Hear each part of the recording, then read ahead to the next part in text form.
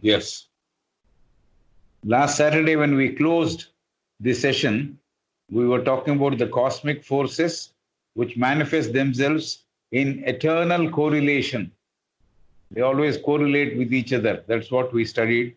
It is through magnetism that the planets of the solar system have their motions, movements regulated in their respective orbits. And they're regulated by a more powerful magnetism of the sun. And it is not due to weight or gravitation. This is what we studied last Saturday. Right. Then we begin now. HPB is taking us to another subject. She is talking about the laws, Shasanam, LAWS, the laws of Manu. The laws of Manu are the doctrine of Plato, Philo, Zoroaster, Pythagoras, and Kabbalah. She is going to talk about the law of Manu or the doctrines of Plato, Philo, Zoroaster, Pythagoras, and Kabbalah. The esotericism of every religion may be solved by the Kabbalistic doctrines, says HPB. The esotericism of every religion may be solved by the Kabbalistic doctrines. So the Kabbalistic is the old Jew. So the doctrines propounded by Kabbalistic doctrines, they would be able to solve the esotericism which is there in every religion. So the doctrines are all allegorical. The doctrines are all allegorical and they're identical or goes well with Buddhism. So this is the observation. The doctrines are all allegorical, meaning outward appearance is one, inside there is another meaning, and is identical, or doctrines are identical or goes well with Buddhism. So the teachings of Buddhism and the doctrines of Kabbalistic also go together. Moses and many others could not talk about esotericism. Moses is someone who is earlier to Christ. He could not talk about the esotericism of religion and give details of how the universe came into existence. Even that he was not able to explain. He did not give details of how the universe came into existence, and also about other esotericism of any religion also he could not explain. Hindus refer to this as Maya or illusion. That's what HPB is saying. The entire thing, what is esotericism, what is exoterism, they say it is all due to Maya or illusion. There is a mask which is covering the holy temple or place, which is referred to as sanctum sanctorium. There is a mask which is covering the holy temple or place, which is referred to as sanctum sanctorium. So this Moses could not explain how the universe came about. He also could not talk about esotericism, but Hindus refer to this as Maya, a illusion, and there is a mask, that means there is a cover which is covering the holy temple or the place which we call temple, which is referred to as sanctum sanctorium.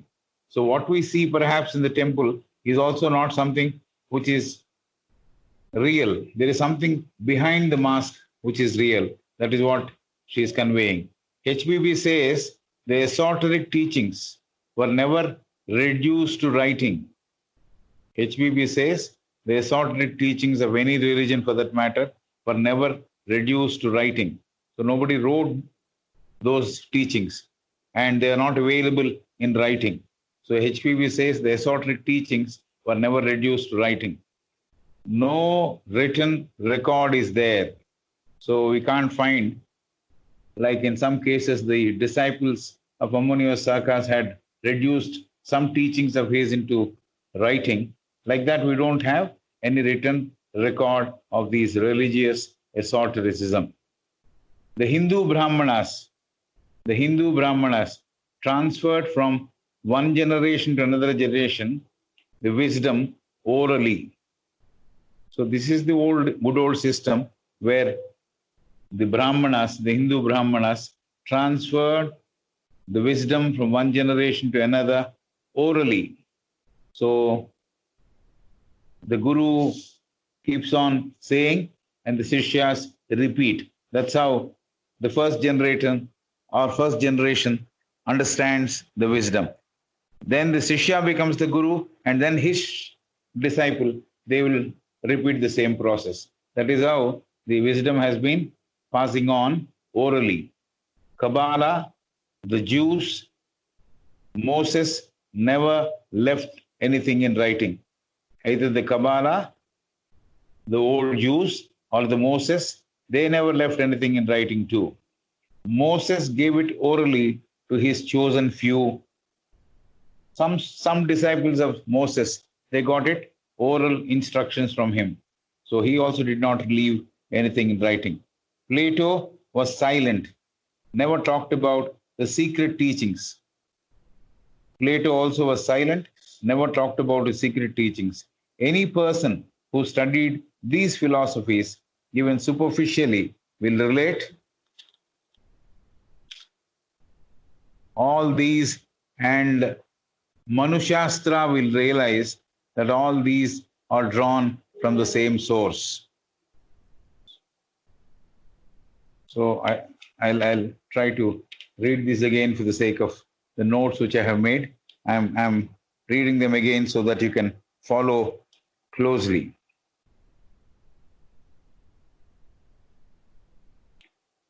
In this particular portion of the 8th chapter, HPB is trying to talk about the laws of Manu, the Shasanas of Manu, the rules of Manu, and the doctrines of Plato, Philo, Zoroaster, Pythagoras, and Kabbalah. The esotericism of every religion may be solved by the Kabbalistic doctrines, says HPB. So the Kabbalistic doctrines perhaps hold the key for esotericism of every religion. This is what she felt. The doctrines are allegorical and they're all identical or goes well with Buddhism. So what was taught in Buddhism, what was taught by the Kabbalistic doctrines were similar. Moses and many others could not talk about the esotericism. Moses and many others. Moses is much earlier to Christ, and many others along with Moses also could not talk about esotericism and never gave the details of how the universe came into existence. Though perhaps they knew about it, they did not talk about it. So Moses and many others could not talk about esotericism and give details of how the universe came into existence. So he did not say anything about that. Hindus refer to this as Maya or illusion. What is created, what is there before all of us, which we are seeing, Hindus say is its illusion. So what is not illusion, what is real is something for each individuals to find out. Hindus refer to this creation or manifestation as Maya or illusion. Maya Prapancha, that's what we say. And there is a mask which is covering the holy temple or place, which is referred to as Sanctum Sanctorium. So we have the Sanctum Sanctorium where the Swayambhu, if there is Swayambhu, who is located in the temple. But there is a mask. Mask means there's a cover which is there in the holy temple. And so what we see, what we observe, there must be something more real than that. So what we see is again a bit of illusion, though we are into the Sanctum Sanctorium. Sanctum Sanctorium means get into the center of the temple, Garbhagudi as we call it. So Sanctum Sanctorium. HPB says the esoteric teachings were never reduced to writing. HPB now says the esoteric teachings were never reduced to writing. They were never there in a book. No written record is there anywhere. So there is no written record for the esoteric teachings. The Hindu Brahmanas transferred from one generation to another generation wisdom orally. Yes, this is what we have already seen. The Hindu Brahmanas transferred from one generation to another generation wisdom orally. Kabbalah, the Jews, Moses also never left anything in writing. So Kabbalahs also didn't have anything to keep it secret and keep it in a record. Similarly, Moses also never left anything in writing. So Moses perhaps knows how the universe came into existence and all that. Since he did not leave anything in writing, the later people say that he did not talk about the creation of the universe, etc. So Moses also did not leave anything in writing. Moses gave it orally to his chosen few disciples. Moses gave it orally to his chosen few disciples.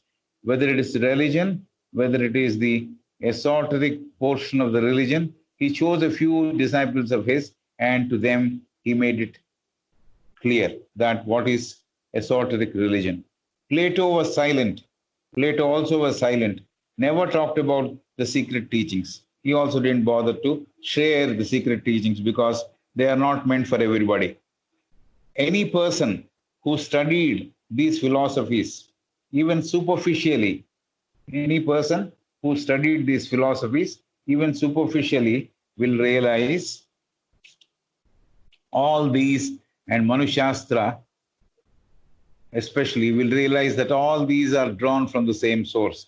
Not only these philosophies which we are talking about of Plato, Moses, Kabbalah, and others, even if someone has not made a deep study, they're only making a superficial study, peripheral study, even then they will know. Along with the Manushastra, all these are drawn from the same source.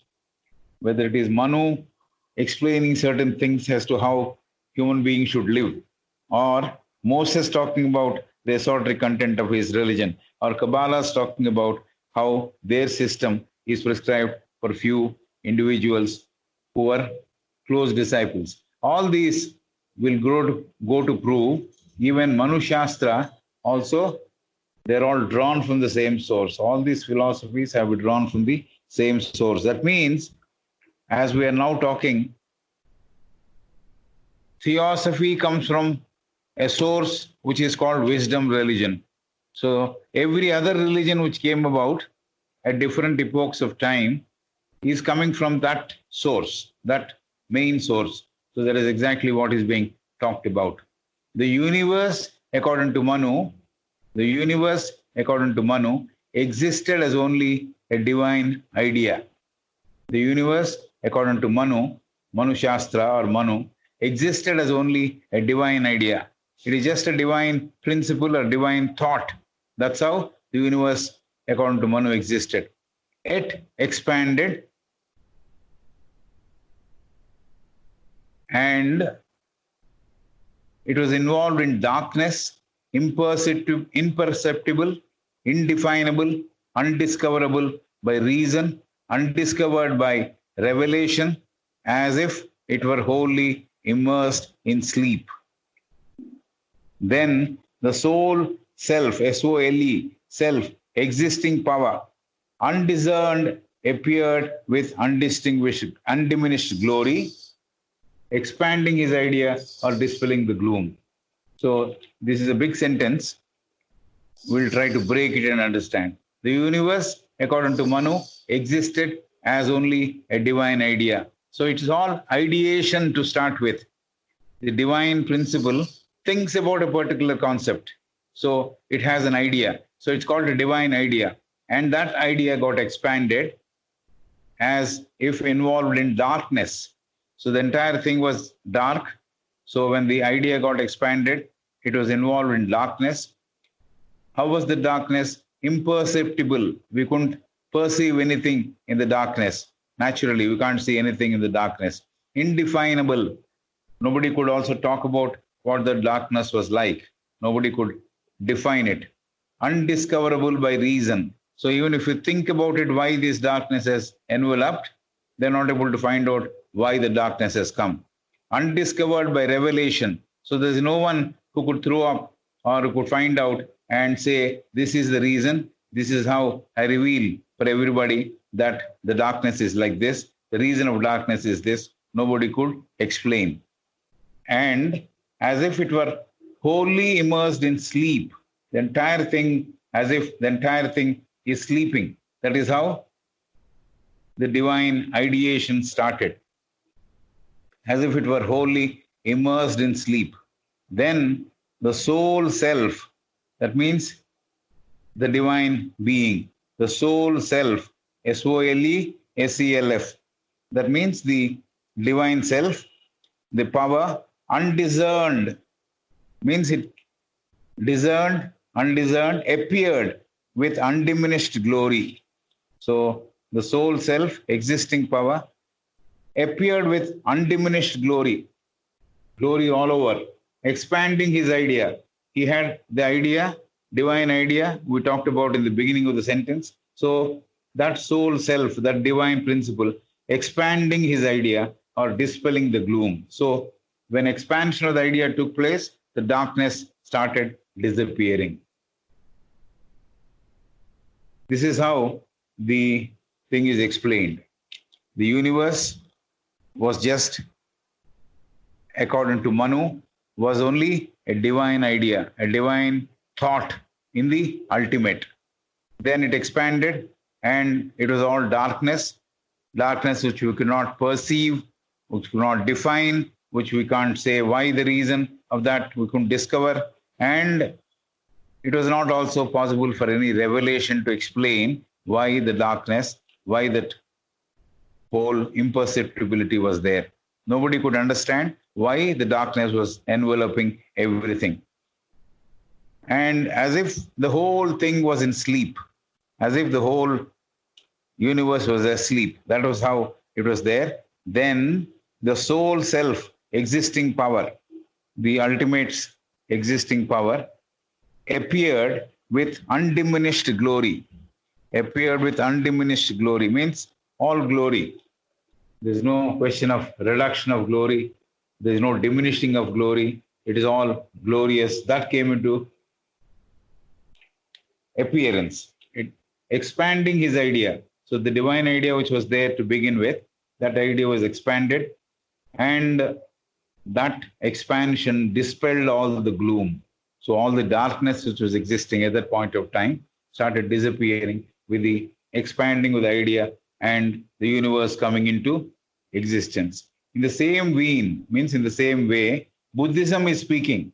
Buddhism also is speaking in the same way. This is exactly how the universe came about, is what Buddhism also talks. Plato calls it as will or logos, the deity which manifests by itself. Plato says it is a different name. He doesn't say divine idea or the principle. He says, Plato says, it calls it as a will, ichha, will, or logos. Logos is the term which they have used, the Greeks have used. Even theosophically, we use this term logos to describe the Almighty. So Plato calls it as will, ichha. I'm just translating for the sake of clarity. Plato calls it as will or logos. Logos is the name for the ultimate given by the Greeks in their language. The deity which manifests by itself. So the manifesting of the deity or the logos, it starts reproducing or becoming two becoming three like that. So it is getting manifesting, or the activity of manifesting starts with the logos or deity. It is eternal light. It is eternal light from which proceeds the emanation. It is from the eternal light the emanation proceeds, means there is this principle of light or intelligence, and from that eternal light, that light which can never be extinguished, that eternal light, from that everything proceeds, everything comes out. Emanation means to come into open or to appear. So it is emanating from the eternal light, the visible and material light. So then it becomes the visible and material light, light which we are able to see with our eyes. So according to heterodox theories, according to the heterodox theories, not orthodox, the other opposite of orthodox theories. There was one person by name General Pleasanton. She is quoting or she is mentioning what are the details which General Pleasanton gave. So we have covered how Manu Shastra said it is the divine idea. The Buddhists also agree with that. They also say the same way. Plato calls that particular power as will or logos or deity, and which manifests by itself is what Plato said. It is self-manifesting is what Plato said. It is eternal light from which proceeds emanation, the visible and material light, says Plato. It is eternal light from which proceeds an emanation. So the Srishti is coming out, the manifestation is coming out from that eternal light. Now, according to General Pleasanton, heterodox theories of Pleasanton, the space between the sun and the earth is filled with a material medium, and going by the description, we understand it is astral light. This is what General Pleasanton is talking. Madam Blavatsky is putting his theories onto the text. She says General Pleasanton, Pleasanton, generally same name, General, spelling is same. Pleasanton. The space between the sun and the earth is filled with a material medium. So there is a distance between the earth and the sun. So in between, this place is filled with a material medium, meaning some material, and going by the description. So if you understand the description which he is giving, we understand it is astral light. He says it is astral light, which is the cause or which is the existing form between sun and the earth. That's what he said. The passage of light, the astral light, the passage of light passing through astral light produces friction. Astral light is there, then the other light, the passaging of light passing through the astral light. See, what is exactly there between sun and earth is actually ether. Ether.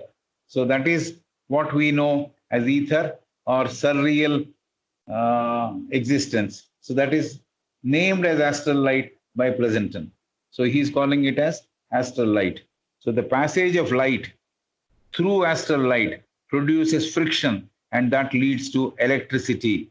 So friction produces electricity, and it is this energy coupled with correlative magnetism which is the cause for all that nature is made of and what is appearing on our planet with all these changes that we're able to see.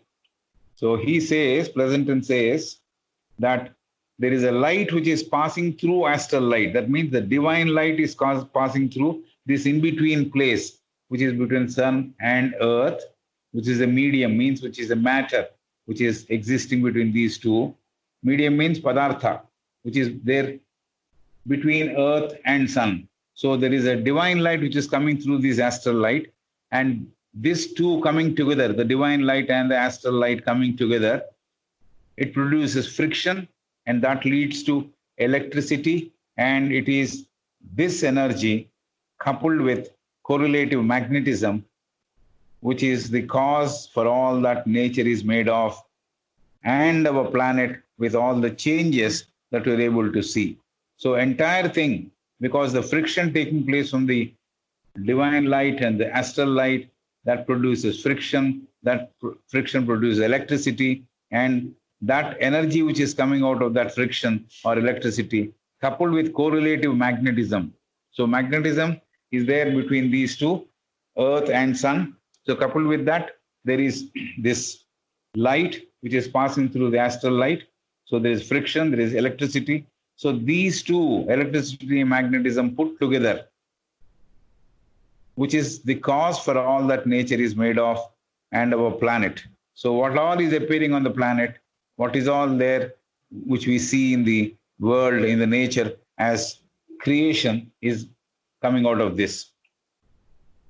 And we see all the changes that we're able to see because of this intersection of the divine light with astral light and the correlation of magnetism and electricity, which is produced because of the friction which is taking place between the two lights. The heat on earth, this is another statement of General Pleasanton. The heat on earth is not direct one. The heat on earth is not direct one, and the heat ascends. This is something which is saying the heat which is there on earth, we all understand it is coming from the sun. Sun is producing the heat, and that heat is coming down along with the light, and so the earth is getting heated up. That's how we understand. He says the heat on earth is not direct one. It's not coming directly from sun. That's what he's saying. And the heat ascends. Heat is going upwards. The heat from the earth is going upwards. It is not coming downwards from the sun, but the heat is going from earth to up above. So heat is affected and the heat ascends, and heat is affected is a repellent one. So what is resulting in heat, according to Pleasanton, is a repellent one, means one which is repelling, means one which is getting reflected from earth to the place above. So the heat on earth is not direct one, and the heat ascends. This is a statement of Pleasanton. So we normally think that the heat is coming down from the sun. The light and heat are the products of sun. They're coming down. But this man has got a different theory. Pleasanton, he says earth is not the heat on earth, the heat on earth is not direct, and the heat ascends. And the heat is affected, what the heat is happening, the result of the heat is a repellent one, means it is repelling. And then he gives an example. Earth when covered with snow, earth when covered with snow cannot be affected by sun's rays. This is what he is saying. Earth when covered with snow cannot be affected by sun's rays. It is warmest where snow is heavy and deepest. These are all Pleasanton's remarks. Earth when covered with snow cannot be affected by sun's rays. That means he says sun's rays, though, are coming down onto the earth, and where normally we understand that heat is produced and all that, light and heat are produced. He says when earth is covered with snow, the sun's rays cannot affect. That means it remains cool. It is warmest where snow is heavy and deepest. This is another statement. And where are the sun rays felt? Where the snow is heavy and deepest, the warmest place is that. So this is what he is saying. The heat produced from inside or interior portion of earth comes to the surface.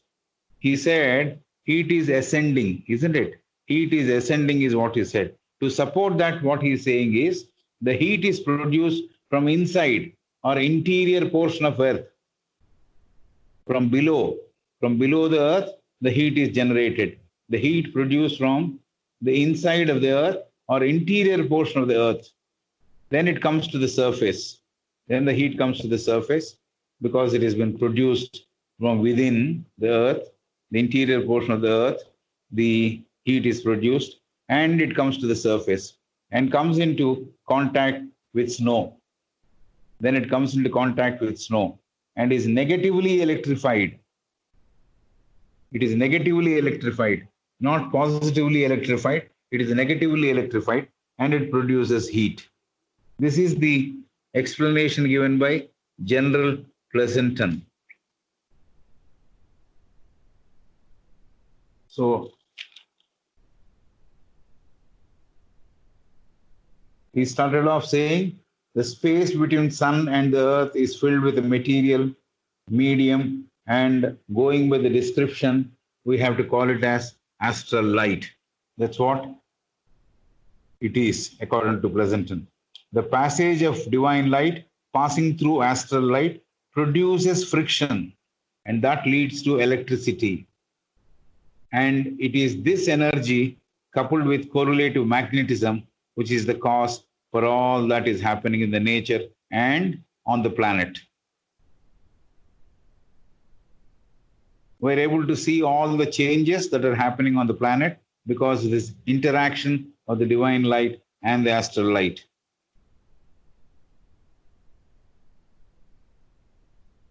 The heat on earth is not a direct one, is one statement of Pleasanton. It is not coming directly from above and earth is getting heated up, is not true. The heat is ascending, is what Pleasanton is saying. From down below, it is going above. That's what he is saying. And the heat is affected. The resultant of that particular heat is a repellent one. A repelling force means a force which is acting in the opposite direction. Earth, when covered with snow, cannot be affected by sun's rays. This is another point of his study. Earth, when covered with snow, cannot be affected by sun's rays. It is warmest where snow is heavy and deepest. So where snow is heavy and deepest, that is the place where it is warm. Otherwise, it is not warm. So the heat produced from inside or interior portion of the earth, the heat produced from within earth or inside the earth or interior portion of the earth comes to the surface and comes into contact with snow and is negatively electrified, it produces heat. This is what he is saying. I am not able to throw much light on negatively electrification because I really don't know much of this. Negative electricity and positive electricity. I know the both forces are required, but then he says when the heat from the earth, which is coming from within, gets in contact with snow and is negatively electrified, it produces heat. That's what he's saying. General Pleasanton says that we need not be indebted to sun. This is another statement. I don't know. He says, General Pleasanton says that we need not be indebted to sun. We don't have to think that he's doing a great favor to us. That's what Pleasanton is saying. Especially for giving us heat and light. We don't have to say thank you to sun. And he is not the person who is giving the heat and light, is what General Pleasanton is saying. A unique creation,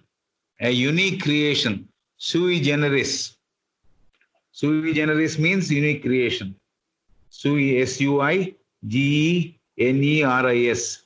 That is a unique creation which came into existence at deity's will.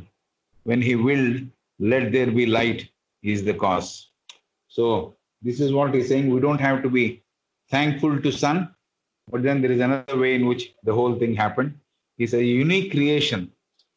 Sui generis, that is the Latin word, meaning unique creation, which came into existence, at deity's will, when the Almighty decided or Almighty willed, it came into existence. When he willed, let there be light, there was light. So this is a very familiar statement for all of us. Let there be light, and then there was light. Those of us who are there in the mystic star and perhaps in the masonry, they realize this. Let there be light, and then there was light, is what we say. So we remember Brahma in the previous chapters. Brahma was floating on a lotus leaf. Don't you remember? We have covered this portion sometime back in the 5th chapter.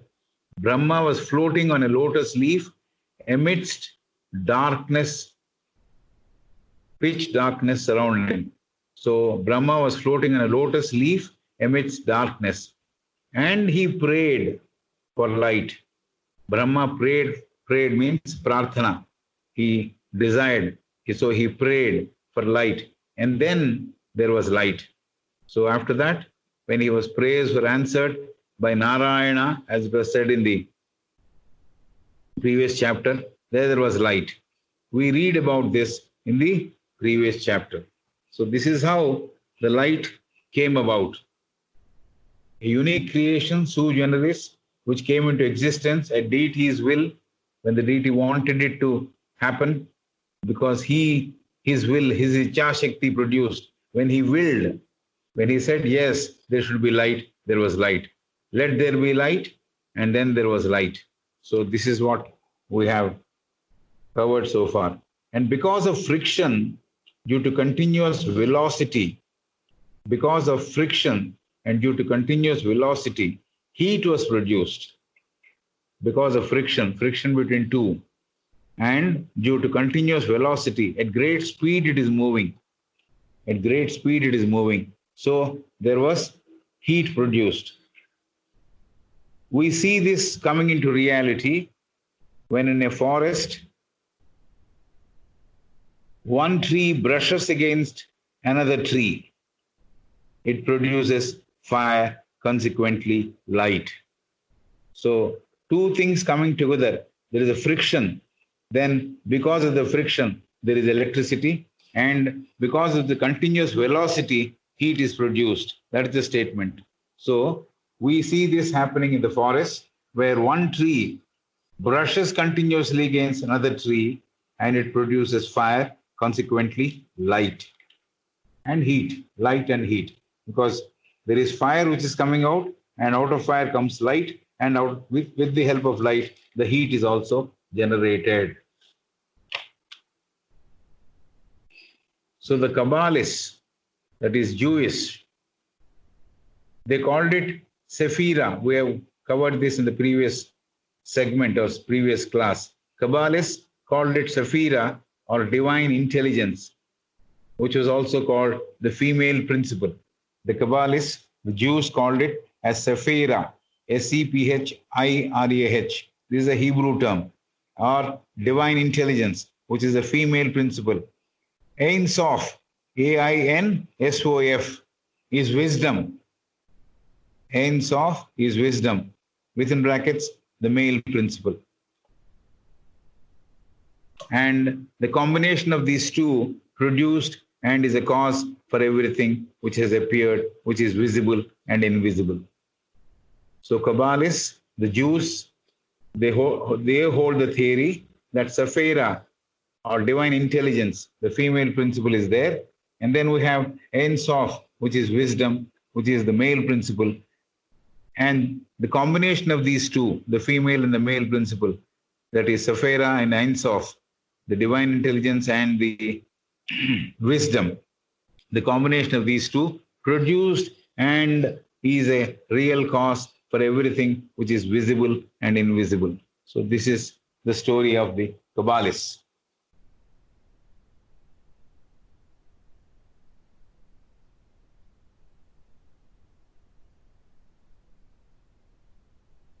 Pleasanton doesn't seem to be supporting the current theory that sun's bright light and is a gaseous substance. So he doesn't seem to be believing. In fact, sun is not the reason for the earth getting heated up, is what he said. Sun is not the reason for the earth getting heated up. So he said there is a lot of heat produced from within the earth, which comes to the surface. That's how he explained how the earth has got the heat. And so he also doesn't seem to be supporting, Pleasanton doesn't seem to be supporting the current theory in practice, that sun brightest light and is also the gaseous substance. So he doesn't say sun is having that bright light or bright shiny light and is also of gaseous substance. That is what the theory says. Sun is also a superstar. Superstar means a bigger star, and it's having very bright light. And also there are some patches there in it, and it has combination of a lot of gases. So it's a gaseous substance is what people now say. But Pleasanton is not accepting that theory. He says the current theory that sun is the bright light, he is not accepting. It is also gaseous in nature, he is not accepting. He says electricity is produced by the union of polarities. He says electricity is produced by the union of opposite polarities, two opposite poles. That is what is producing electricity. Electricity is produced by the union, coming together of two opposite polarities. Polar influences which are opposed to each other, when they are brought together, that is producing electricity, is what he is saying. And that produces heat and magnetism. Not only it produces electricity, it produces heat and also produces magnetism. Magnetism is the power to attract. And this heat and magnetism, this production of heat and magnetism by the union of opposite polarities, which is the cause of electricity, this is received by all, like sun, planets, stars, nebulae, etc. Cloudy objects in the sky related to planets also receive this influence. So this is the theory. He says electricity is produced by the union of opposite polarities. This is something which we also have studied in our basic science. And that produces heat and magnetism. And this is received by all, like sun, planets, stars, nebulae, cloudy objects in the sky related to planets. Nebulae means cloudy objects in the sky related to planets. Nebulae, nebula, nebulae, plural of nebula. So the entire heat and magnetism is given to sun, planets, stars, and nebulae, which are cloudy objects in the sky related to planets. This is what he went on saying. If general present tense observations are, if proved, will defeat all the revelations or observations of the Paracelsus. Paracelsus was another astronomer.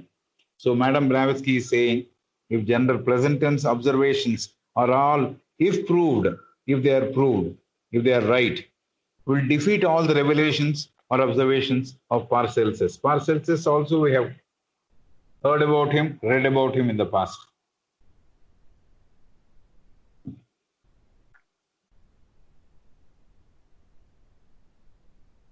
He talked about the power and light of the stars. He was also an astronomer. Paracelsus talked about the power and light of the stars and the powers of planets, their influence on all living creatures. So this is what Paracelsus said. And general present tense observations, if they are proved, they will defeat the observations of Paracelsus, is what Madam HPB is saying. What did Paracelsus say? He talked about the power and light of the stars and the powers of planets, their influence on all living creatures. He talked about the influence of planets on all living beings. Whatever Tyndall proposed, Tyndall was another scientist, he proposed will be discounted if we accept what General Pleasanton has said. So she is perhaps trying to put Pleasanton against others. The other people's theory is more acceptable, and Pleasanton's theory, which she talked about so long, she is sort of discounting the theory. Tyndall proposed, whatever Tyndall proposed will be discounted if we accept Pleasanton's theory. Luckily, it was not the case. Means Pleasanton's theory was not proved, and so what Paracelsus said, what Tyndall said, is still accepted. So HPP says, do you have to cover this back again, or is it okay? Can I go ahead? I'm just wondering where about the darkness and all that.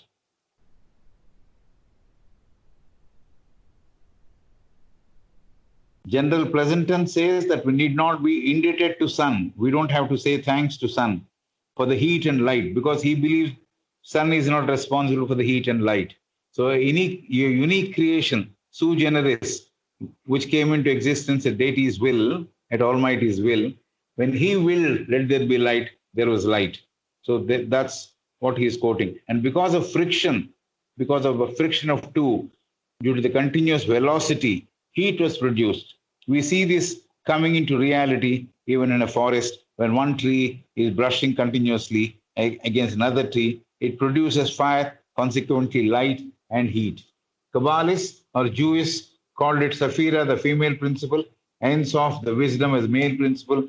The combination of the two produced what we see in the world, what is visible, what is invisible, which is the reason or which is the cause for everything which is appearing on the universe. So Kabbalist theory is very clear the female principle and the male principle, the Sephira and the Ein Sof, the intelligence and the wisdom came together to produce what is visible and invisible.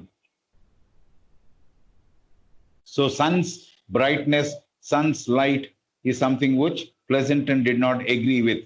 Pleasanton also did not agree that the sun is a gaseous substance. And according to him, electricity was produced by the union of opposite polarities, and that produced heat and magnetism, which was received by sun, planets, stars, nebulae, etc.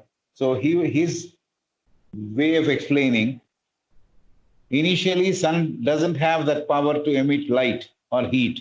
He says the electricity produced by two polarities coming together, that was given to sun, that was given to planets, that was given to stars, that was also given to nebulae, which means nebulae means cloudy objects in the sky related to planets. This is what Pleasanton had to give. And HPB now says if General Pleasanton's observations are, if proved, if they're held right, will defeat all the revelations or observations of Paracelsus about the power and light of the stars. The power the stars had and the light of the stars, innate light, innate power, which these things had. Paracelsus talked about it. So it will get defeated if we accept what General Pleasanton is saying. So their influence on all living creatures. So Paracelsus said the stars influence all the living beings on earth. Whatever Tyndall proposed will also be discounted if we accept General Pleasanton's theory. Luckily, it was not the case. That means Pleasanton's theory was not proved. HPB says the scientists explain. HPB says why the scientists can't explain the tide and ebbs that are resulting due to the position of moon. HPB is asking the modern scientists why they are not able to explain the tide and ebbs which are in the sea, which are results of the position of the moon. When the position of the moon is very bright, there is tide. When the moon is receding, there is ebb. So why this relationship with ebb and tide of the sea with moon, the scientist is not able to explain. The ancients have talked about the tides and ebbs of the ocean, which the modern scientists have not clearly explained. Okay, modern scientists, somehow she hasn't got that good opinion about them. So she says the ancient scientists or philosophers, they have talked about the tides and ebbs of the ocean, which are result of the moon position, and the modern scientists have not clearly explained this phenomena. The ancients said that moon's rays are poisonous. This is something interesting. The ancients said that moon's rays are poisonous to certain living creatures. Moon's rays are poisonous to certain living creatures. In some parts of India and Africa, persons sleeping under the moonlight have become insane.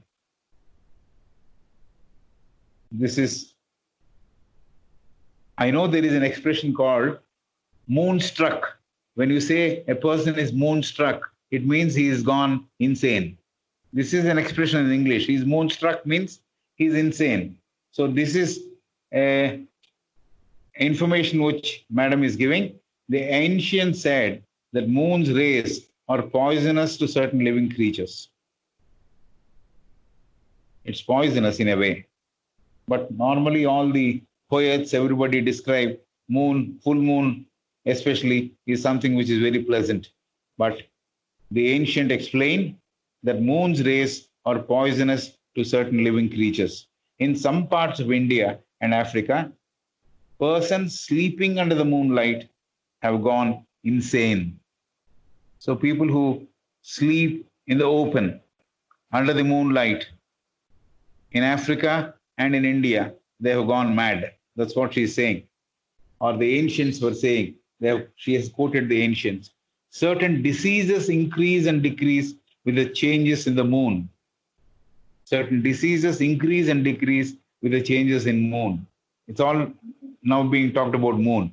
Some diseases increase, some diseases decrease with the changes of moon, lunar changes. During full moon and new moon, the diseases increase or decrease. New moon it decreases, full moon it is increasing, especially diseases related to the mind. So, moonstruck is because he is affected by the moon, and she said something very interesting that people sleeping under the moonlight became insane. And now she is talking about certain diseases which increase or decrease with the changes in the moon, the lunar changes, especially the diseases related to the mind. Lunar influence also affects vegetation. Lunar, that means moon's influence, also affects vegetation. HPP quotes a proverb of the Hindu Travancore origin. I don't know how she has got this Hindu Travancore. She has quoted a number of times the Hindu Travancore contents. So she quotes the proverb of the Hindu Travancore origin. That statement is, soft words are better than harsh. This is the statement. The soft words are better than harsh. HPP says, if physical influences of celestial bodies are not explained by science, if physical influences of celestial bodies, celestial means heavenly bodies, planets, stars, etc., are not explained by science, how can science know what moral and occult influences exercise or exhibited on humans and other living creatures? So the celestial bodies, the science is not able to explain them. If that be the case, how can science explain what is moral and occult influences of these celestial bodies? If there is an occult influence or there is a moral influence on the people living down below on earth, humans or other living creatures, the science will not be able to explain, because science is not able to explain the physical features of the influences, or not features, physical influences of the celestial bodies, science is not able to explain. So what is not physical? Something which is metaphysical, something to do with moral, something to do with occult influences. Science will never be able to explain how those occult influences are affecting humanity and other living creatures on earth. So these heavenly celestial bodies, the occult influences of these bodies affect human beings and other living creatures. Mr. Balfour Stewart, this man is an author of one book called The Unseen Universe. He has also appeared in the previous chapters. Mr. Balfour Stewart, who wrote the book The Unseen Universe, said, the evolution of thought from one single human brain will affect the ether. This is a profound statement. One thought evolving from a single human brain will affect the ether. Ether is a tremendous amount of expanse of which is there in the Akasha, Sunya Tattva. He says the thought which is emanating from a single human brain will affect the ether. So whatever we do, if it is not helpful thought, it will affect the ether, and that's getting recorded. That's what we have seen last time. Whatever evil thoughts which we generate, they get recorded and they become the karma. So here he is saying the unseen universe, the author of that book, Balfour Stewart, says the evolving of a thought from one single human brain will affect the ether. So I'm saying how we should be careful, with our thinking, with our thought. We cannot be casual about it.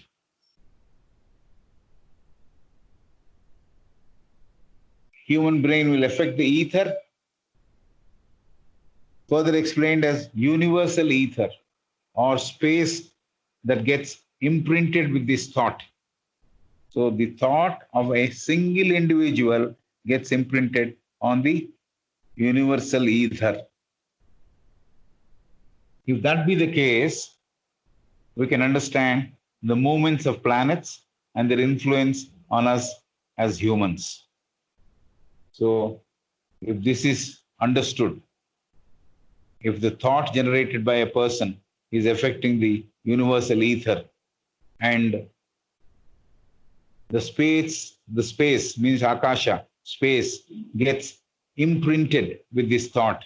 If that be the case, if we take that as true, we can also understand the movements of planets and their influence on us as humans. So when our thought is able to influence the ether, all the movements of all the stars, the planets, everything which is there moving in one direction or the other, that will also affect living humans on the earth.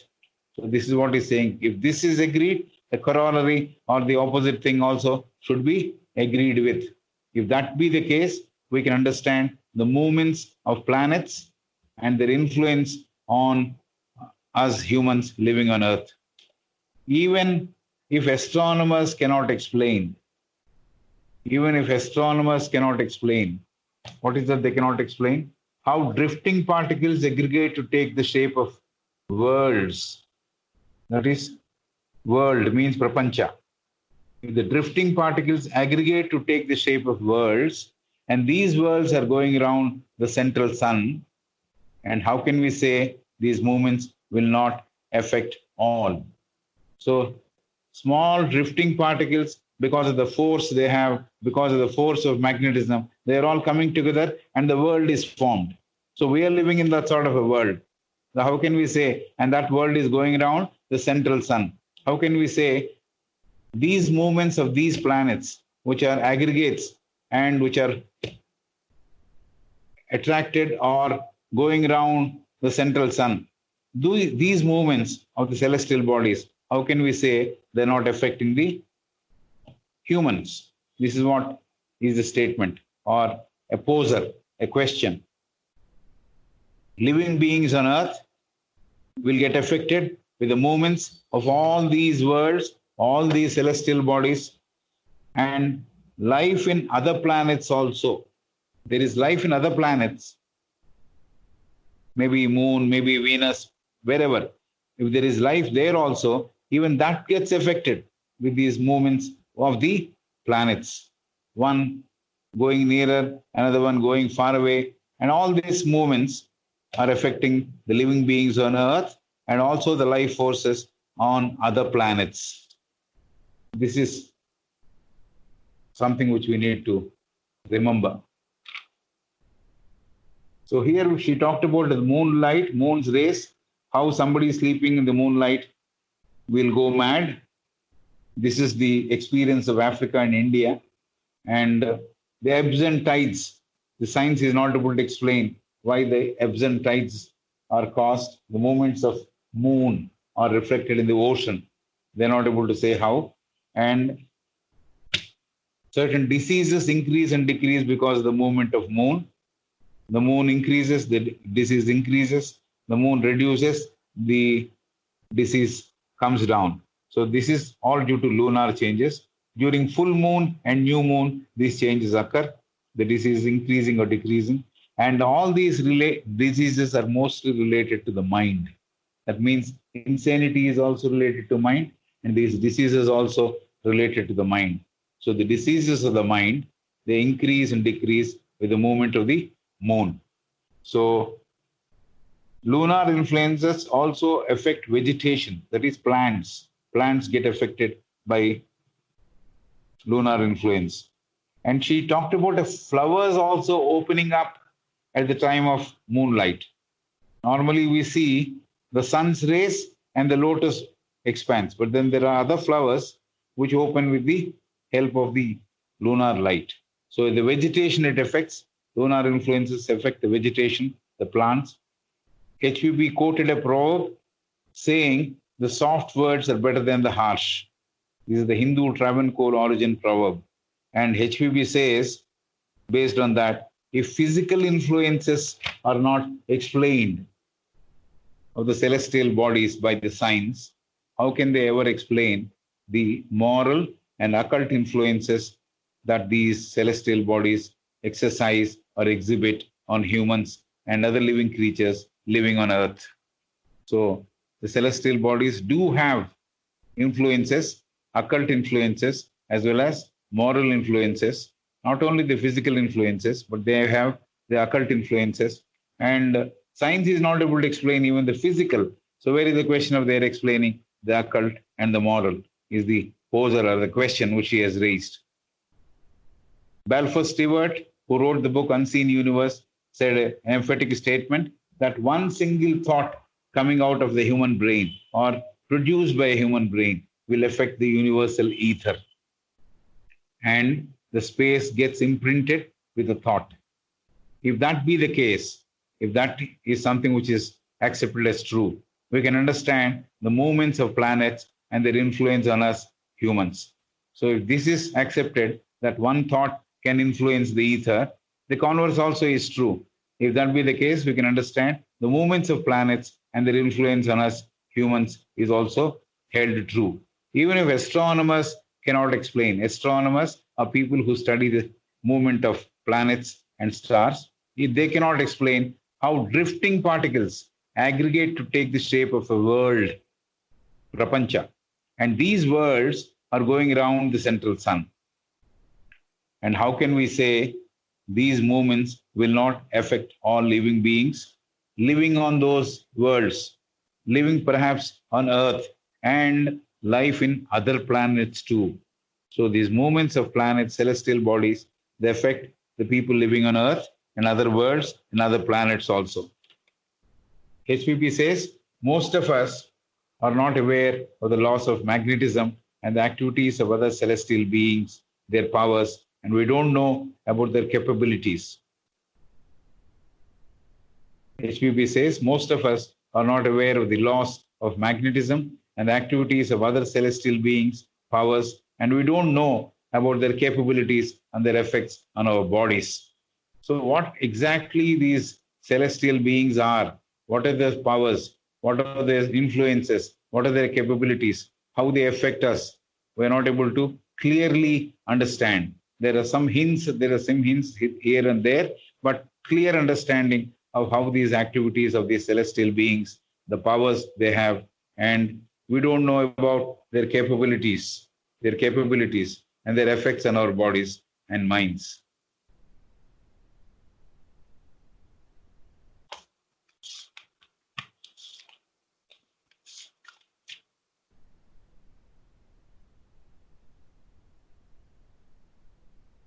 Whatever happens, we call it is due to a chance or coincidence.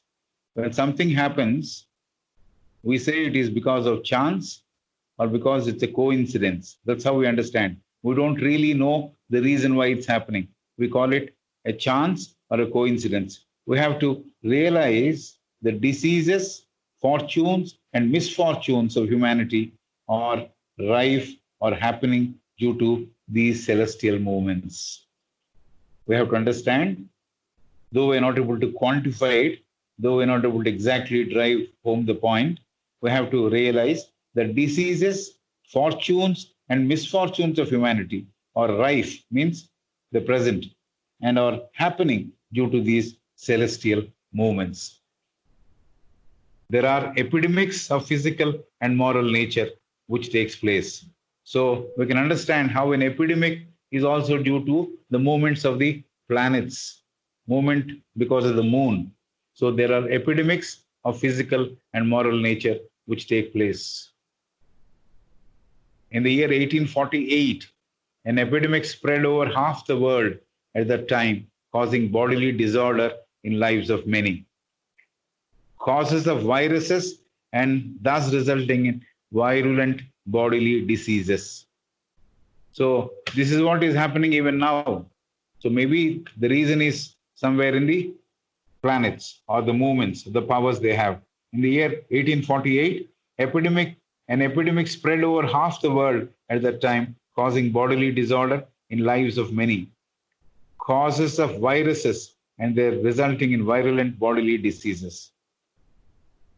The celestial movements also caused wars between countries, causing bloodshed and loss of life. the celestial movements also caused wars between countries, causing bloodshed and loss of life. So psychologically, human gets affected, and we wrongly understand he is possessed by demon, and the crude actions and emotions, passions are usually dismissed due to the evil power of Satan, but actually they are the powers of the planets. We'll stop here. I'll just cover this portion which I have studied once more, the notes which I have gone through once more, just for your recapitulation or understanding or keeping it in the mind so that you can reflect on it. Mr. Balfour Stewart, who wrote the book The Unseen Universe, said the evolution of thought from one single human brain will affect the ether, the universal ether or space gets imprinted with this thought. If this is accepted, we can understand the movements of planets and their influence on us, humans and others. Even if astronomers cannot explain, I believe they're not able to explain how drifting particles which have become of a drifting nature, separated and drifting nature, they aggregate to form in the shape of a world. And these worlds are going around the central sun. We have heard about the central sun, not necessarily the sun whom we are seeing. There is another central sun. So these worlds are going around the central sun. And how can we say these movements will not affect all of us living beings on Earth and life in other planets? So other planets also there is life. All these will affect not only the people living on Earth, but also other living features or living species on other planets. HPB says most of us are not aware of the laws of magnetism and the activities of other celestial beings, their powers. We don't know what laws of magnetism they're capable of. What are the activities these celestial beings have? What are the powers these celestial beings have? And we don't know about their capabilities. What they're capable of, also we're not able to understand. Then we're also not able to understand their effects on our bodies and minds. That is, people living on Earth, what was its influence? What is the influence of it on our bodies and minds? Whatever happens, we call it is due to a chance or coincidence. We dismiss it as a coincidence. We dismiss it is something which has happened by chance. It is not got something, a worthwhile theory behind it. But nothing happens by chance is what we understand. But since we are not able to understand, we call it as a chance or a coincidence. We have to realize that diseases, fortunes, and misfortunes of humanity are rife and are happening due to these celestial movements. These are epidemics. There are epidemics of physical and moral nature. See, epidemics are of two kinds, the physical and the moral nature, which take place due to the movements of celestial bodies. In the year 1848, an epidemic spread over half the world at that time, causing bodily disorder in lives of many. The causes of viruses and thus resulting in virulent bodily diseases. So the celestial movements also cause wars between countries, causing bloodshed and loss of life. Psychologically, humans get affected and we wrongly understand they are possessed by demons. And the crude actions and emotions, passions are usually dismissed due to the evil power of Satan. So this is not the case. All these are due to the movements of the planet is what Madam is trying to put it through the authors like Balfour Street and others. But General Pleasanton's theory, which she brought about, is a different aspect of it. So, which was luckily not proved, she said. So, I don't know why she had to mention such a degree, such a serious length of topic. She took a lot of time to explain General Pleasanton's theory, but at the end of it, she said, maybe it's not true. So, this is the portion we are covering today. So, now Mamata can take it forward if she likes or whatever she wants to do. Yeah. Yes, sir. Thank you, sir. Sir, today's class, it is very interesting, sir.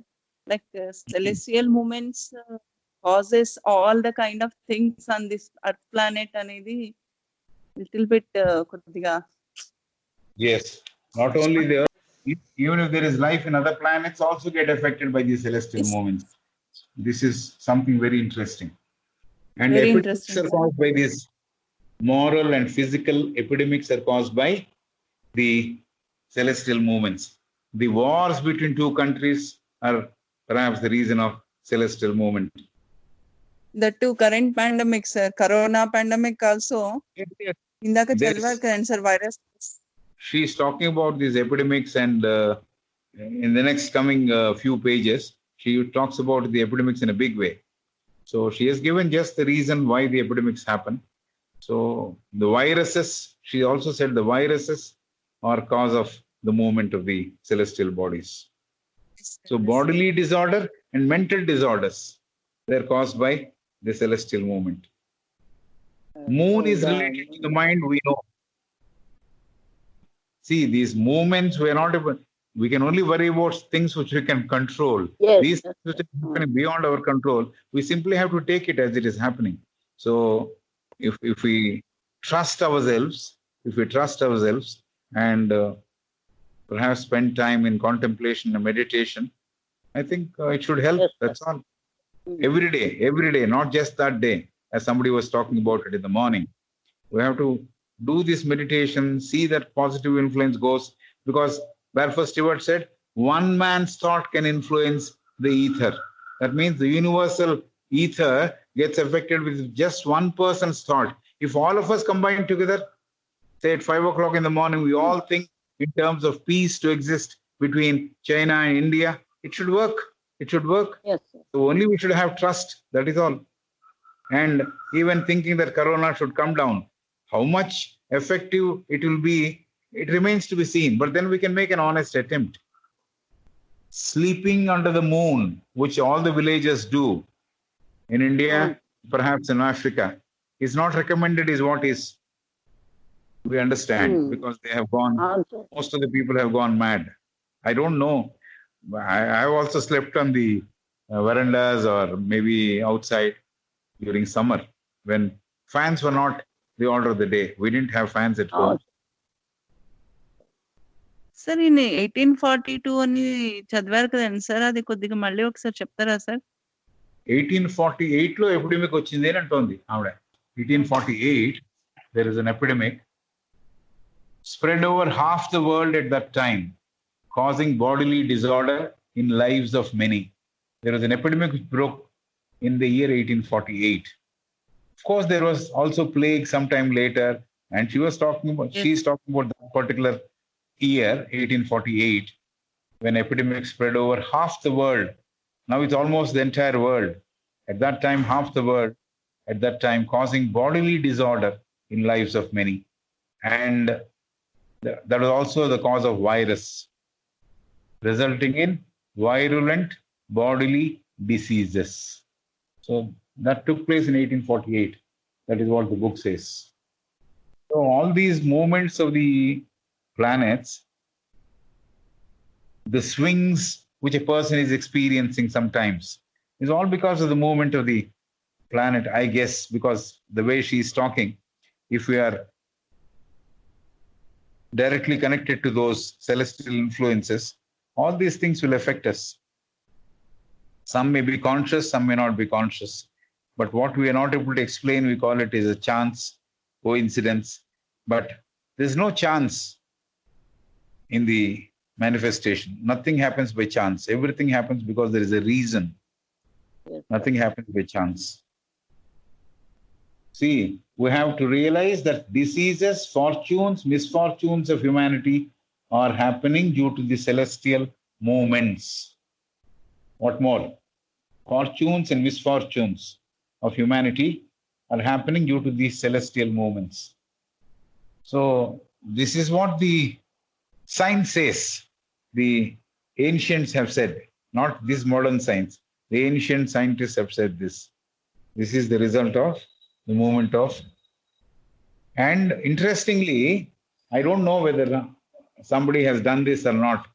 Some people are asked to go around Navagrahas. There are temples where people are asked to go around Navagrahas, make rounds, make 11 rounds or 10 rounds, whatever it is. They're asked to go around. You know why? What happens at that point of time? Like we have the celestial beings outside, they're also there in our body, because ours is microcosm and that is macrocosm. All those planets are also there in our, if they have been in wrong places, they go back to the right places. Suppose one is looking against another, one planet is looking against another. This is what somebody says, sextile position in the astrology. Suppose that sort of a thing is there. When we are going around, what happens with a lot of concern and perhaps, what is that called? Maybe devotion. So the planets within our body assume a different course or different position. So that would result in some repair to the damage already done, or no damage will be done. This is something which people do, go around the Navagrahas installed in a temple, especially in a Shiva's temple. And all this, once these influences are identified, then perhaps you do all the things which are required for the sake of mitigating, reducing the effect. So actually, if one is strong, like no evil force can affect you, if one is strong and he is ready to accept whatever comes his way, maybe he doesn't need to do all this. But we are running to a person who knows things, who will explain to us that this is not all right with you. That's why you're facing this. Maybe that's true. But if I have trust within me and I can say, yes, I'm going to fight this all by myself with my inner core strength. Yes, it's possible that the person can come out of it. But then we do accept what the other man is saying about our life and maybe going around or doing some religious, going to Kalahasti and doing something. All these things are part of that because we are accepting it. But there are a lot of people who don't do it also. Because, yes, is it? Okay, fine. We have Dr. N.C. Ramanujachari at Adyar. He doesn't believe in all this. He simply says, whatever comes, it comes. That's all. So we have also been trained by him. We also believe in that. My grandfather and all these people, they believe the same thing. Everything is destined. We are getting what we deserve. So why go here and there, run here and there? Just spend more time in meditation, more time in contemplation. Energize yourself. So that's the way some people fight it out. You're inviting that power. That man has said it. Okay, if you have heard it, heard it. If you don't want to believe it, don't believe it. If you want to take it and go on repeating it, you are inviting that influence. That is something which we should not do. We should not do. First, we should not run to an astrologer. When there is a bit of difficulty in our life. See, this is something which we should face all by ourselves. ఎందుకు అవుతుందో మనకు తెలుసు కదా, మనం గీసుకున్న గీతలేం తెలుసు కదా. So yes, all these things will happen. దికామిగా కూర్చోగలమా? కూర్చోవడానికి ట్రై చేయాలి, కూర్చోలేకపోతే పరిగెత్తాలి. సార్, ఈ సెలెస్టియల్ మూవ్మెంట్స్ అన్ని ఎలా కంట్రోల్ చేయబడుతున్నాయి సార్? అంటే some god or some energy? See, it was very clearly explained, isn't it? There is a central sun around which all these things are moving. So there is what is called not the gravitation, it's got the magnetic power. So that is keeping each one at a particular distance. Maybe the magnetic power is more, it is at a distance. If it is less, it is coming nearer. So this is what is happening. So it is all moving around, not according to... People usually thought it was gravitation pull, but they say it is magnetism. Even with the bullet train which lifts into the air and moves. You know that? The magnets are there and then it lifts itself and then flies in the air.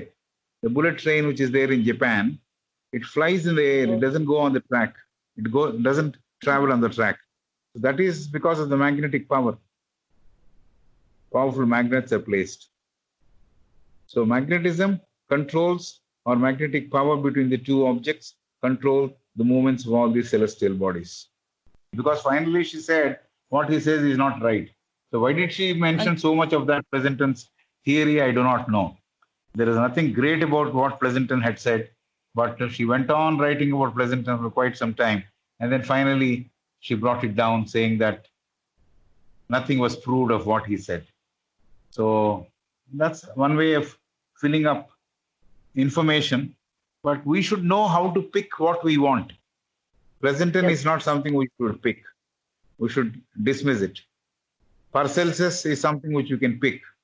So this thought of Balfour-Stewart is something which you can pick, because one single thought of a single brain can affect the universal ether. Imagine if 10,000 people are there emanating the same thought, or 1,000 people are there emanating the same thought, or even 10 are at a place emanating this thought. What will be the influence will create? So all these things are worth pondering over. Sometimes it's like a story, but then the story has certain elements, certain truths in it. So we should be able to catch hold of the truths, reflect on those truths, and if they're worth putting it into our life, we should put that into practice. That's perhaps what we need to do in this study, which is vast. And she herself says, I have not mentioned anything in an order. I have not mentioned anything in an order. I said something and then moved on to something else. Then I moved to something else and again went back to the first item. So like that she has gone about. And she says it has created a lot of confusion in the minds of readers. Yes, there could be confusion, but we should pick what we want. We should understand what we want, and then we should proceed. Even sacred doctrine is like that. It's not served on a platter. Sir వీటికి problems కి solution లాగా ఏమన్నా చెప్పారా sir madam HPB? ఏది? ఇప్పుడు ఇందాక celestial moments నుంచి wars ఇవన్నీ చెప్పారు కదండి సార్, వీటికి సొల్యూషన్ లాగా అలా. ఇప్పుడు ఆ సొల్యూషనే is explained in the law of karma కదా. Yes, sir. The law of karma of the nations is explained. There lies the answer. The cumulative karma of all the people living in the nation, they have to suffer. They have to go through, or they have to perhaps be in the other side who is winning the war. So these solutions are there in the law of karma. We have to take it and go through. There are powers that are working to see that wars are not coming through. They don't go in for a war. So the work of this white brotherhood is that the inner government of the world, they are doing all this job of trying to see that there is harmony, there is peace, nobody fights with nobody, no country fights with another country. So all that they are doing. So they will definitely step in and do what is required. So that's one comfort we have. And what is that we can do when we see something is adverse is happening? Maybe we should think in terms of what is the opposite of that and try to plant it there. Our thought powers which we have, we should be able to use that and help ourselves. Help ourselves with the power which we have in our thoughts. Rather than resigning and saying, this is happening, I'll have to die. That's one way of looking at it. But then if one has got the ability to think very clearly, think positively, yes, the thought can even move the mountains.